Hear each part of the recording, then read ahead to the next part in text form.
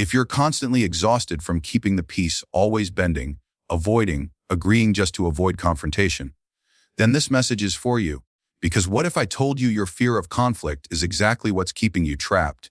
Today, we'll uncover the deeper psychological chains behind this fear and show you how facing conflict isn't the end of peace. It's the beginning of your freedom. Conflict, for most people, is an unwanted visitor, unpleasant, unpredictable, and unwelcome. We are taught to avoid it, to minimize it, to outmaneuver it through diplomacy or silence. But in the deeper layers of the human psyche, conflict plays a sacred role. It is not just an external disruption. It is the very forge in which transformation occurs. True freedom, the kind that is not given by society, but earned through the journey of the self, is born in this crucible. Every significant transformation in a person's life, whether psychological, spiritual, or emotional, is preceded by conflict. Not necessarily with others, but often within. Conflict is the experience of opposing forces clashing. These forces can be our instincts versus our values, our desires versus our obligations, or our true self versus the persona we've carefully constructed to be accepted. Most people don't realize that the real battlefield lies within, not outside. And until that internal war is acknowledged, it keeps manifesting in relationships, careers, and decisions that feel like endless friction. Avoiding conflict is a strategy of the unconscious. It is the way we preserve the status quo, the way we remain safe inside the walls we've built to protect our ego. Transformation cannot happen in the absence of heat. Like a sword forged in fire, the human spirit gains clarity and strength not through peace, through confrontation with the elements that threaten it. These elements may be trauma, lies we've believed, limiting beliefs, or societal expectations we've swallowed without question. Conflict brings them to the surface, forces us to choose, and demands we evolve. Children are rarely taught how to process conflict in a healthy way. Instead, they are often punished for emotional honesty, for disagreement, for asserting boundaries. They internalize the belief that harmony is safer than authenticity. But as they grow, this avoidance becomes costly. They begin to compromise not just their voice but their identity. This is where inner division begins. A part of them wants to grow to speak, to live with truth, but another part is terrified of losing love, approval, or safety. That split generates internal conflict, and the only way to unify the self is to go through the fire, not around it. Conflict reveals what has been suppressed. When we engage with it consciously, we learn things about ourselves we would never have discovered otherwise. We realize we've been living someone else's narrative. See that the things we feared the most, like being disliked, rejected, or criticized, are often the very gateways to inner freedom. Without conflict, we cannot differentiate what is truly ours from what has been imposed on us. The discomfort of conflict is actually the labor pain of psychological rebirth. It is the soul fighting to be born into a higher level of maturity. Look at the great myths and stories across time. Hero's journey always includes a moment of crisis, a test, a confrontation, a conflict with a dragon, a shadow, an enemy. These are metaphors for the internal battles we all face. No hero evolves by avoiding the battle. The battle is the means by which they become who they are destined to be. In real life, our dragons might be unresolved grief, childhood conditioning, internalized guilt, or the fear of being alone. These must be met with courage, not bypassed in the name of peace. The person who fears conflict is often clinging to a version of themselves that no longer serves them. And life, in its intelligence, brings conflict not to punish, but to awaken. Every difficult conversation, every disagreement, every internal tension is an invitation to deepen, to peel back the layers of illusion and touch the raw truth of who we are. We resist it because it feels like death. And in some sense it is. It is the death of the false self, the death of pretense, the death of passivity. But without that death, no true rebirth is possible. Conflict pushes us out of comfort. It strips us of illusions and reveals where we've outsourced our authority. It demands that we choose who we are going to be, not based on convenience, but based on conviction. The avoidance of conflict is rarely about the situation in front of us. More often, it is rooted in something much deeper, something hidden beneath layers of identity, memory, and psychological conditioning. To understand the fear of conflict, we must look beyond the surface and examine the nature of the human psyche, because what we are truly afraid of in conflict is not the argument itself, or the disagreement, or even the other person's anger. It is the part of ourselves that conflict awakens. It is the shadow within. The shadow is the collection of all the traits, instincts, emotions, and truths we've repressed in order to fit into our families, cultures, religions, and social systems. It is made up of everything we've learned to deny in ourselves, anger, pride, sexuality, ambition, selfishness, assertiveness, even power. The creation of the shadow begins early in life. A child who is punished for being loud learns to suppress their voice. Child who is scolded for anger learns to silence their fury. Over time, these parts do not disappear. They simply go underground, into the unconscious mind, where they wait, and in conflict, they rise. When we enter a confrontation, the carefully curated mask we wear begins to crack. We feel emotions we are not comfortable with. We want to say things that feel forbidden. We want to defend ourselves, but we hear the echo of a parent or teacher warning us not to be difficult, not to be selfish, not to make waves. So instead of standing firm, we shrink. Instead of speaking our truth, we fawn. Instead of feeling our anger, we swallow it whole. This suppression does not make us virtuous. It makes us fragmented, and that fragmentation is what keeps us weak. The fear of conflict is not weakness. It is a symptom of disconnection. We have been taught to disconnect from certain emotions so completely that when they arise, we feel unsafe in our own bodies. We mistake our own emotional power for danger. We see our boundaries as threats. We associate standing up for ourselves with shame. So rather than face those feelings, we avoid situations that provoke them. This is why so many people live lives of quiet resentment, trapped in relationships where they feel invisible, careers where they are unfulfilled, and routines that feel suffocating. They have confused peace with submission. But here's the deeper truth: when you fear conflict, what you really fear is the re-emergence of the parts of you you've tried to exile. You fear your assertiveness. You fear your capacity to disagree. You fear the look in someone's eyes when you finally stop pleasing them. Because you believe that if you show that side, you will lose love. You will lose connection. You will be punished or abandoned. This belief is not irrational. It was learned. And to unlearn it, you must go to the source. You must go inward. Every time you suppress your truth to avoid conflict, you are reenacting an old story, a story in which your safety depended on being good, quiet, agreeable. You are no longer that child. You no longer need to trade your authenticity for approval. To face conflict with strength, you must reclaim the emotions you've buried. You must make peace with the shadow, not to act out its rage or bitterness, but to integrate its power, its instinct, its clarity. The shadow is not evil. It's simply unacknowledged truth. When you fear confrontation, ask yourself, what part of me do I not want to be seen? What am I afraid will be revealed about me if I stand firm? What version of myself am I protecting by staying silent? These questions begin the process of shadow integration. It is not about becoming aggressive or dominant. It is about becoming whole. The goal is not to win conflicts, but to no longer be afraid of them. That freedom comes only when the internal split is healed, when you are no longer divided against yourself. The shadow will show up in every argument, every rejection, every power dynamic. It will appear as jealousy, rage, bitterness, or fear. It will tempt you to stay small, to deflect, to avoid. But with awareness, you can recognize it, not as a monster to be feared, but as a teacher. Conflict becomes the classroom, and the shadow becomes the curriculum. When you realize this, you begin to understand that the real terror is not what others might do to you in conflict, but what you might discover about yourself. And that discovery, as frightening as it may be, is the gateway to self-possession. There is a dangerous illusion that masquerades as virtue in modern society. The belief that to be good, to be spiritual, or to be emotionally evolved means to avoid conflict and maintain peace at all costs. This belief is deeply ingrained and often rewarded with approval. Those who suppress their discomfort, who say yes when they want to say no, who smile through injustice or mistreatment, are seen as polite, agreeable, even wise. But beneath the surface of this externally harmonious behavior lies a soul at war with itself. Freedom, true inner freedom, can never be found in such a divided existence. It is not born from appeasement. It is born from inner integrity. Inner integrity is the alignment of thought, emotion, and action. It is when what you believe, what you feel, and what you express all exist in harmony. This harmony is internal, not reliant on whether others agree with you, like you, or even understand you. It is an authenticity that often risks disapproval in order to honor truth. Outer harmony, on the other hand, is fragile.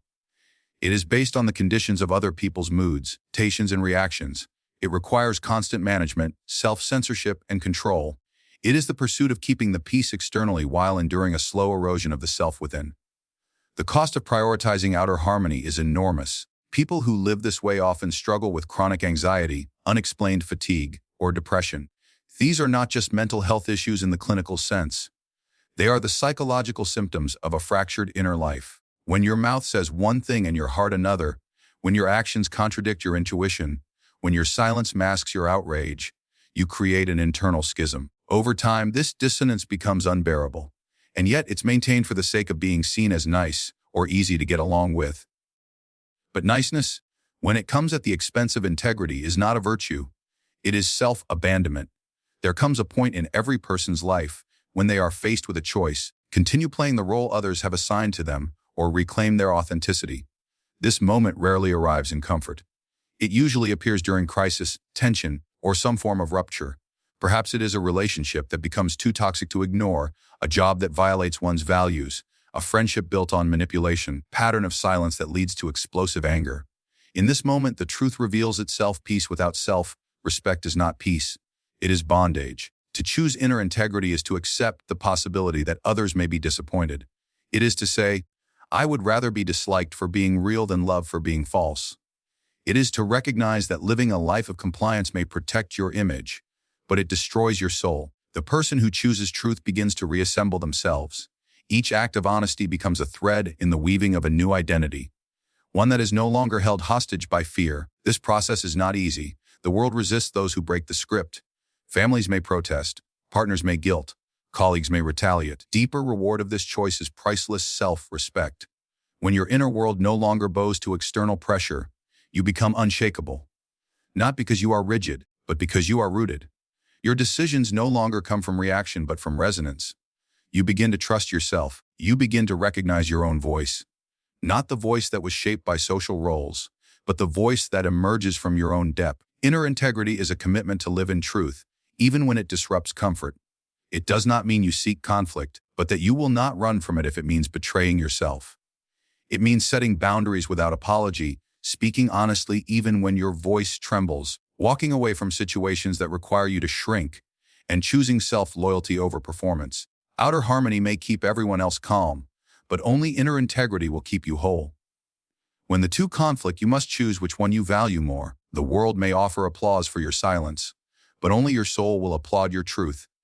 There is a deep misconception embedded in the collective psyche that freedom is something we stumble into by chance or something given to us by the world once we have proven ourselves docile and agreeable. In truth, freedom is not granted. It is claimed.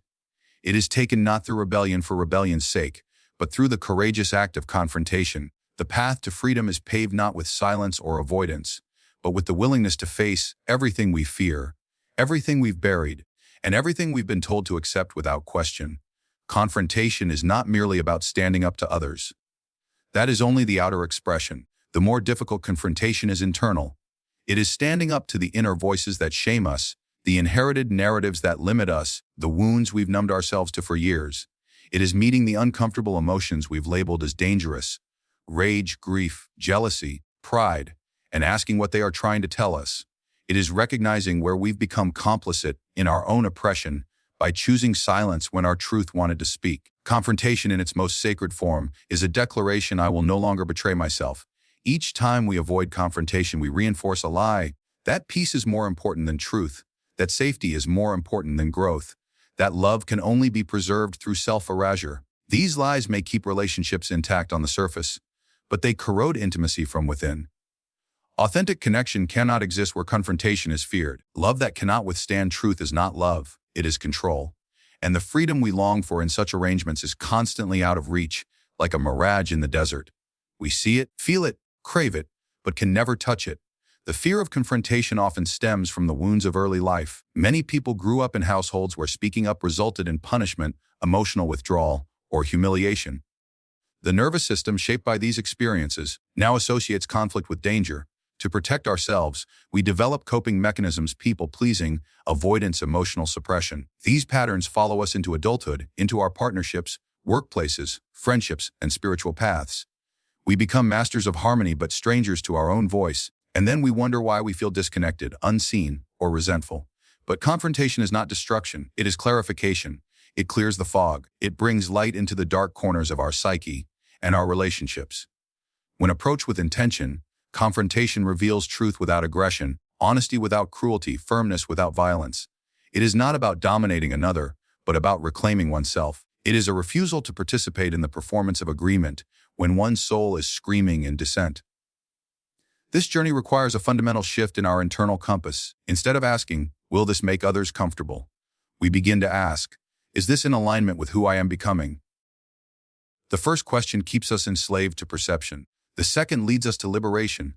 It is not comfort that births transformation, but courage. And courage is not the absence of fear, but the decision to act in spite of it. When we begin to confront what we've been running from, be it a toxic pattern, a deceptive narrative, an imbalanced relationship, or a version of ourselves we've outgrown, we step into authorship.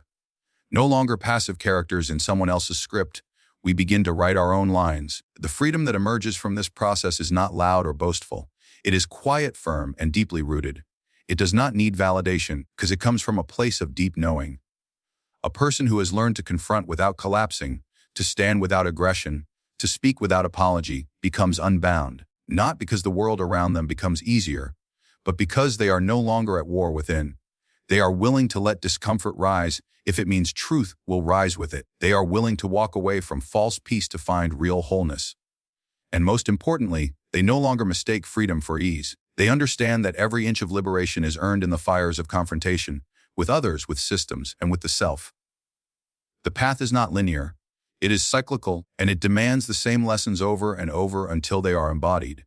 But with each confrontation, the self grows stronger. Each moment of truth becomes a stepping stone away from bondage and toward something real, raw, and utterly alive. The path to freedom will ask everything of you, your masks, your illusions, your attachments. And in return, it will give you yourself.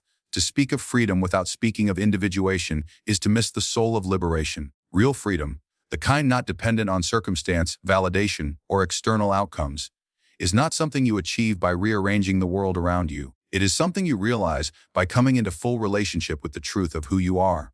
This process is not simply about expressing your desires or rejecting societal norms. It is about the total integration of your psyche. It is the journey toward psychological wholeness. And that journey always includes conflict, rupture, and the willingness to dismantle every illusion you were taught to believe. Individuation is the process of becoming an undivided self. It is not perfection.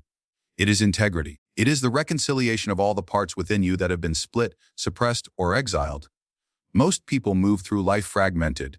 They wear masks for work, different ones for family, another for their spiritual community, and still another in private. They say what is expected, feel what is safe, do what is rewarded. But in doing so, they lose contact with their essence. Their life becomes a performance, an adaptation, a subtle form of betrayal. And though they may appear to function well, beneath the surface there is tension, fatigue, even despair, because they are living someone else's life. The first sign that individuation is calling begins as discomfort, a growing sense that the identity you've built no longer fits. You may feel disillusioned by the roles you've once loved, or feel irritation in places where you used to feel calm. Old patterns become suffocating. Relationships that once sustained you begin to feel misaligned. The voice of your conditioned self, the one trained to obey, to please, to perform, starts to feel like a cage. Deep within, another voice stirs. A quieter voice. One that says, there is more to you than this. Answering that voice requires courage, not because the journey is inherently dangerous, but because it threatens everything familiar. Individuation is the path of psychological alchemy. It turns unconscious material, old wounds, forgotten dreams, ancestral patterns, into conscious awareness. But this is not a gentle process. The ego, which has worked so hard to keep everything stable and predictable, will resist. It will generate fear, shame, guilt, and confusion. It will insist that you stay in line, that you don't change, that you remain the person everyone expects. This is where inner conflict intensifies. This is where the real work begins. At this stage, conflict is no longer an external issue to be managed. It becomes the crucible in which the self is formed. Every confrontation with a toxic relationship, every difficult truth, every decision to break a false agreement is an act of individuation. You are not just resolving tension. You are retrieving pieces of your soul. Each time you stand in your truth, even when your voice shakes, you realign with your inner authority. Each time you choose self-respect over people-pleasing, you reclaim your center. The self, once scattered across a lifetime of adaptation, begins to come home. Individuation does not ask you to become someone new. It asks you to remember who you were before you were told who to be. It asks you to gather every part of you, the bold, the broken, the brilliant, the ashamed, and bring them into wholeness. In this space, the need for external validation begins to dissolve.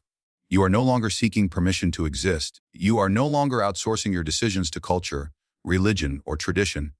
You begin to live in alignment with your inner compass. And from this alignment, freedom emerges, not as a concept, but as a felt reality. This kind of freedom is not loud. It does not scream for attention. It does not need to prove anything. It is subtle and steady. It allows you to move through life with clarity, knowing you are not controlled by fear, guilt, or social scripts. It allows you to face conflict without collapsing, to disagree without self-doubt, to live without betraying your truth. It allows you to hold complexity without being fragmented by it, to feel fully without being overwhelmed, to act with conviction even when the path is lonely. The individuated person is not perfect. They are whole. They have met their shadow and no longer fear it. They have faced their past and no longer run from it. They have outgrown the need to be understood by everyone because they understand themselves. Their boundaries are not walls, but expressions of self-respect. Their relationships are not built on dependence, but on mutual presence. Their choices are not reactive, but rooted in authenticity, and this is what makes them free. Not because they have escaped life's difficulties, but because they have met those difficulties with the full presence of who they truly are. Most people view conflict as an interruption to peace, crack in the surface of life that must be quickly sealed. But this is a superficial understanding of what conflict truly is. In its most sacred form, conflict is not an error, it is a mirror.